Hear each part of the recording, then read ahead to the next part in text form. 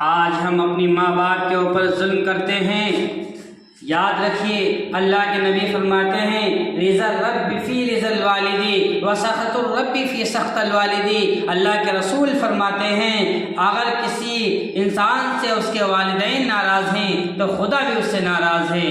और किसी से उसके वालिदैन खुश हैं तो उसका खुदा भी उससे खुश है। आज हम माँ के ऊपर जुल्म करते हैं, उनका अदब नहीं करते, उनका एहतराम नहीं करते, उनकी इज्जत नहीं करते, उन पर जुल्म करते हैं। याद रखिए, जिसने अपने माँ के ऊपर जुल्म किया उसका ठिकाना जहन्नम है। अल्लाह के नबी फरमाते हैं, माँ तुम्हारी जन्नत है, माँ के कदमों के नीचे जन्नत है। अगर तुम अल्लाह को खुश करना चाहते हो तो पहले अपनी माँ को भी खुश करना होगा। अगर माँ राज़ी है तो खुदा राज़ी है, और माँ खुश है तो खुदा भी खुश है, और माँ नाराज़ है तो खुदा भी नाराज़ है। आज हम अपनी माँ के ऊपर जुल्म करते हैं।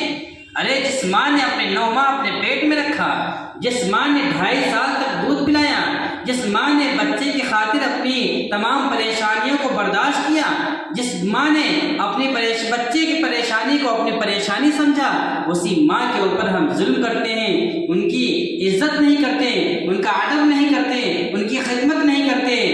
एक नौजवान था, उसने अपनी माँ से कहा, है माँ, मैंने मौलवियों से सुना है कि कभी कोई इंसान अपनी माँ का हक नहीं अदा कर सकता।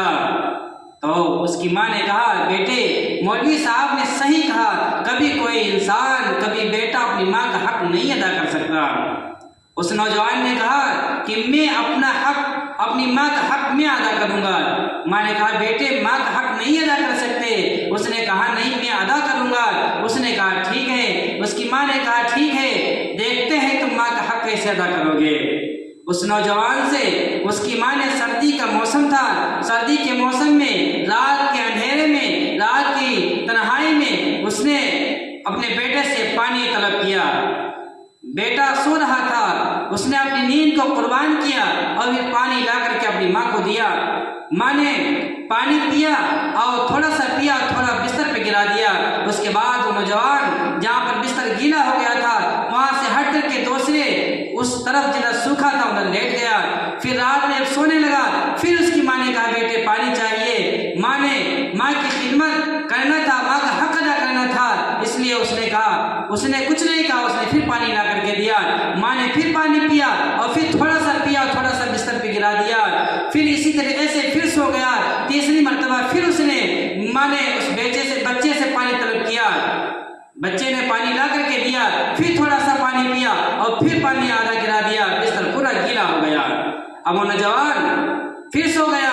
माँ ने फिर चौथी बार कहा, बेटे, पानी चाहिए। माँ से बेटे ने कहा, अरे अम्मा जान, आप पहली बार क्यों नहीं बता देती, एक मर्तबा में क्यों नहीं बता देती।